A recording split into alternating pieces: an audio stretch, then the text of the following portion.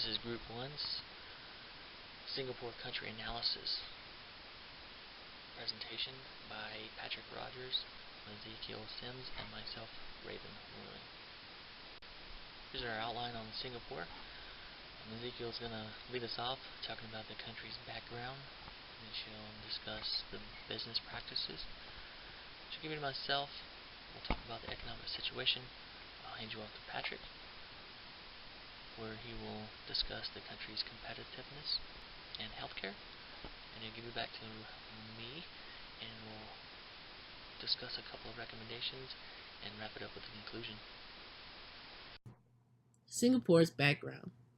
Singapore's geographic location is Southeast Asia, and it sits between Malaysia and Indonesia. Their date of independence is August 9, 1965. The capital city is Singapore. Their current president is Halimah Yacob. She is the first female president. Their political ideology is the Democratic Republic. The total population is 5,995,991. Urban versus rural population, they are 100% urban. The life expectancy total is 85.5 years, male 82.8, and female 88.3. Singapore business practices. Official language. They have 4: English, Mandarin, Malay, and Tamil.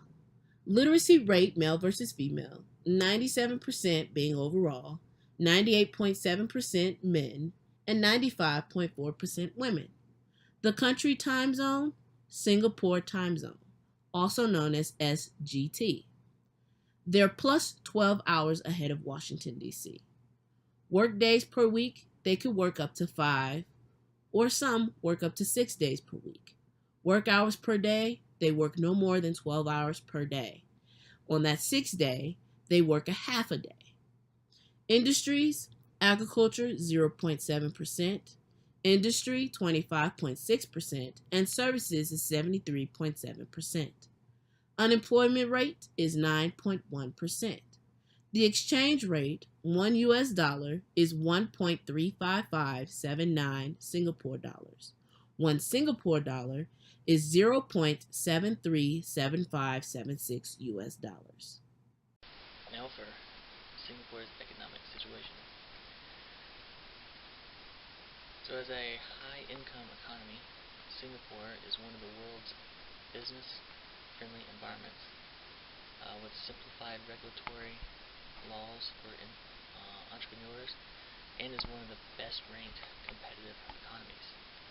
Singapore launched its Asia's Infrastructure Exchange in 2017, and according to the World Bank Group, it is the go-to place where infrastructure demand and supply can connect, where infrastructure expertise and financing can be obtained and infrastructure needs are met. Additionally, the country is the best worldwide in human capital development, and the government continues to strengthen the country's workforce through continuing education initiatives and plans to increase funding for continuing education to Singapore $100 billion annually. While Singapore is one of the freest and easiest economies to enter, it still has its problems. In March of 2019, non-oil domestic exports saw a 11.7% drop, which is the biggest economic export drop since 2013 and the biggest drop since October of 2016. Non-electrical exports declined 7% year on year, a reverse from the 9.4% increase seen in February of this year. This was mainly due to the fall in shipments of pharmaceuticals, which is a negative 36.5%. Specialized machinery at a negative 24.4%, and petrochemicals at a negative 15.1%. However, according to the report, the pharmaceutical sector is naturally volatile and could be attributed to the current trade war as well as current slowdown in China. In other news, the 2019 budget reported that the services sector of the food and beverages dependency ratio ceiling, otherwise known as DRC, will be reduced to for the amount of foreigners the company is allowed to hire, reducing the current from the current 40% to 35% by the year 2021, and the sector's SPAS sub-DRC will be reduced from its current 15% to 10%. The report goes on to say that this is hard to attract Singaporean workers, as they are not attracted to the long work hours, low wages, and they do not like to work weekends, evenings, or special events. Whereas foreign workers have lower salary expectations and are prepared and ready to work these tougher conditions. With the reduction in foreign workers, this means the businesses will be required to raise their wages to attract local Singaporean workers, which means this will also force an increase in the prices of the food, beverage, and services sector. Despite the current problems, Singapore is expected to see a 2.5% economic growth throughout 2019 and 2020. Singapore does not have laws or regulations pertaining to minimum wages, except for a recent change in January 2014, which stated cleaner jobs must be paid a minimum wage of 1,000 Singaporean dollars or $738 per month. And a change in September of 2016 that added security guards are to be paid 1,100 Singaporean dollars or $112 per month minimum wages. So due to Singapore not having a minimum wage, no minimum wage rate of pay for employees is mandatory. Pay rates must be agreed upon directly with the employer and employee through collective bargaining or other means of negotiating a fair living wage.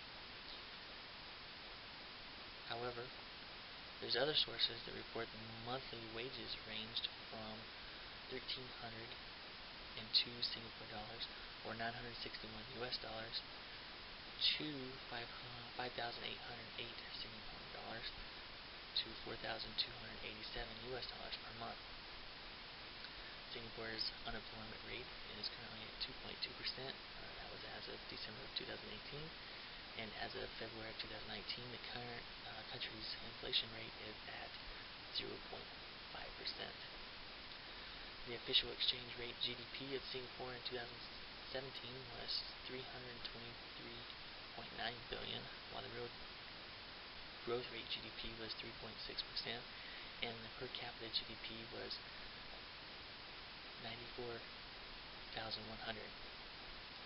Singapore's GDP purchasing power parity was 528.1 billion and ranked the country at 38 worldwide. The country's GDP composition by sector consists of agriculture at 0%, industry at 24.8%, and the services at 75.2%. Singapore's agricultural products consist of vegetables, poultry, eggs, fish, ornamental fish, and orchids, while the country's industrial products consist of electronics, chemicals, financial services, oil drilling equipment, petroleum refining, biomedical products, scientific instruments, telecommunication equipment, processed food and beverages, ship repair, offshore platform construction, and entrepot trade. Singapore also saw a 5.7% growth in industrial production in 2017. Singapore imported 312.1 billion in commodities and included items such as machinery and equipment, mineral fuels, chemicals, foodstuffs, and consumer goods, while they exported totaled 396.8 billion in commodities and included items as machinery and equipment, including electronics and telecommunications, pharmaceuticals and other chemicals, refined petroleum products, foodstuffs, and beverages. Singapore's major import partners include China at 13.9%, Malaysia at 12%, United States at 10.7%, Japan at 6.3%, and South Korea at 5%. While the major export partners include China at 14.7%, Hong Kong at 12.6%, Malaysia at 10.8, United States at 6.6, Indonesia at 5.8, Japan at 4.7, South Korea at 4.6, and Thailand at 4%.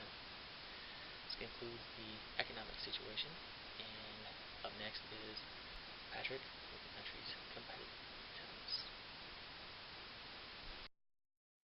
Thank you, Raven. This is Patrick, and I'll be discussing competitiveness and healthcare.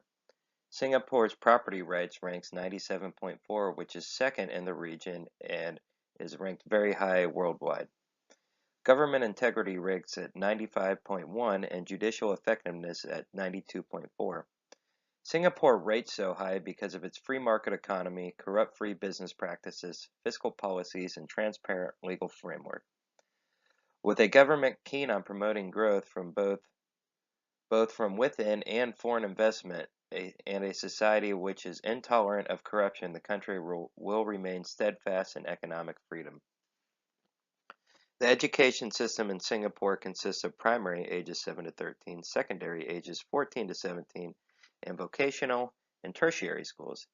Education is paramount in Singapore. The education system follows the Western model.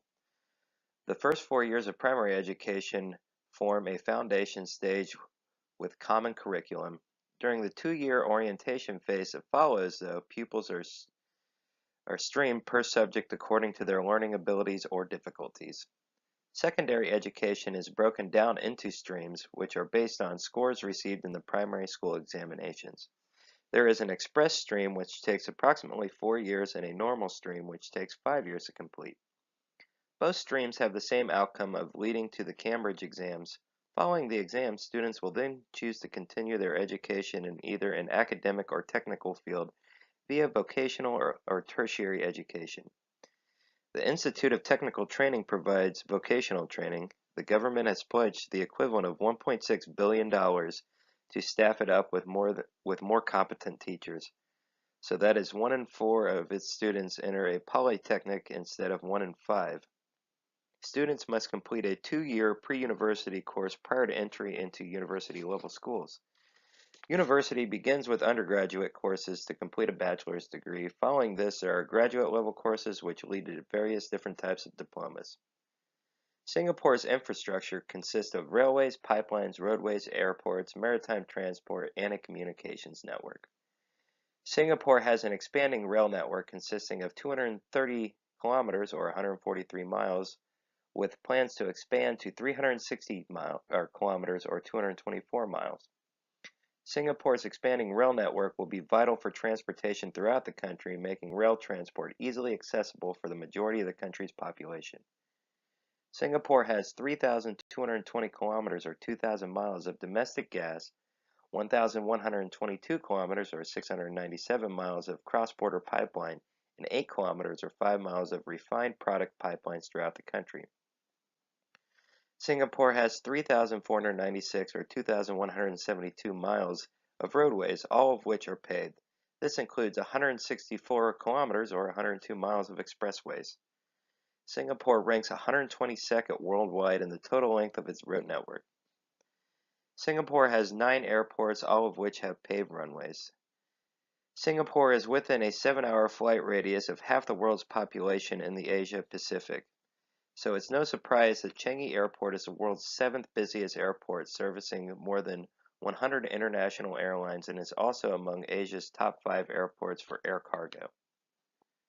Singapore has 3,526 merchant marine vessels, 603 being bulk carrier, 490 container ships, 132 general cargo, and 732 oil tankers.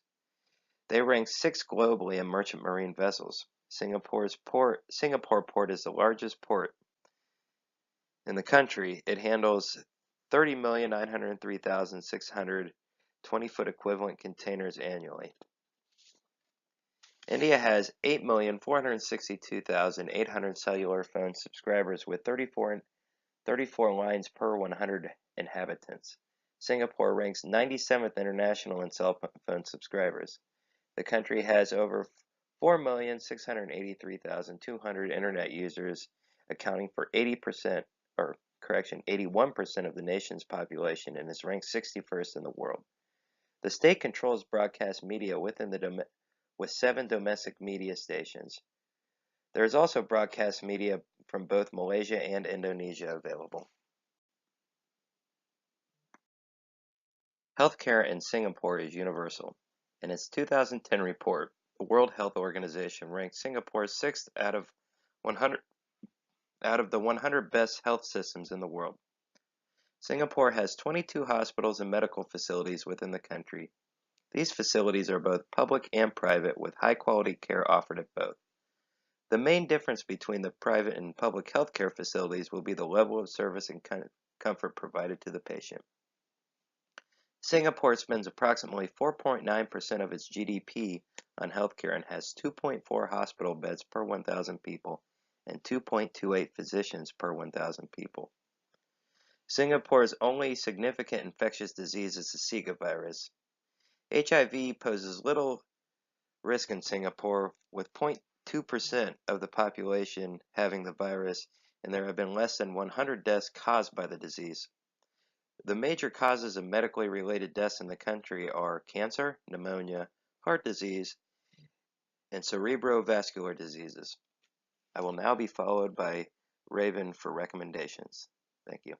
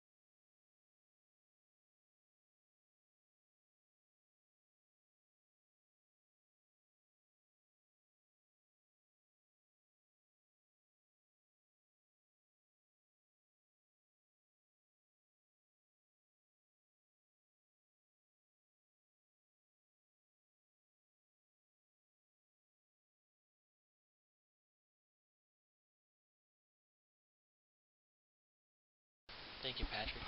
Now for some recommendations.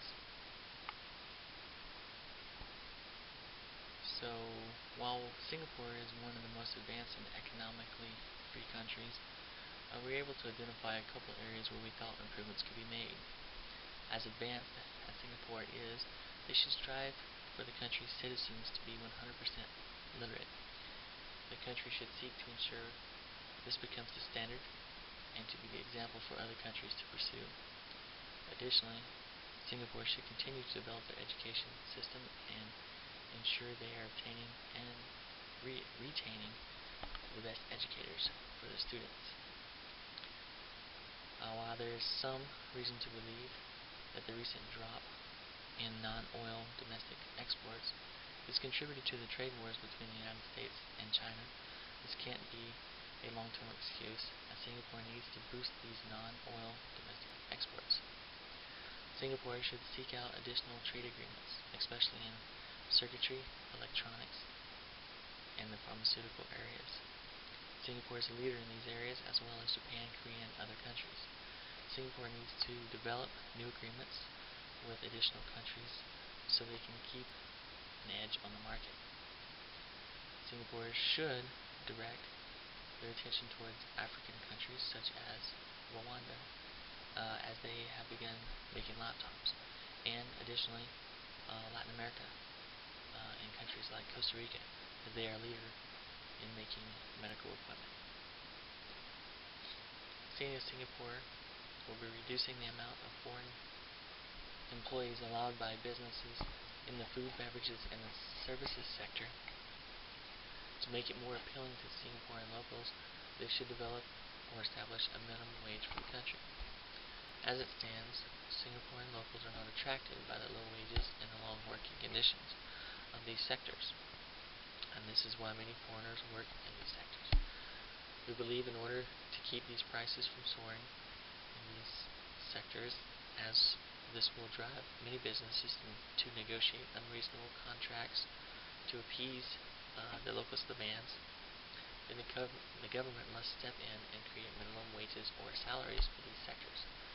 If not, this will either force businesses to go out of business or drive prices up as where customers are unwilling to pay the price and in order for the businesses to pay their employees.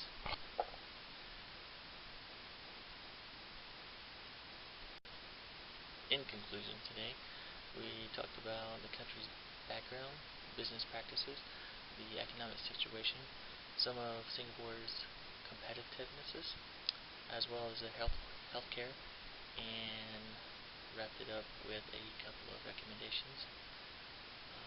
Our next couple of slides is just our references. This concludes our presentation on Singapore country analysis, and I hope you enjoyed it.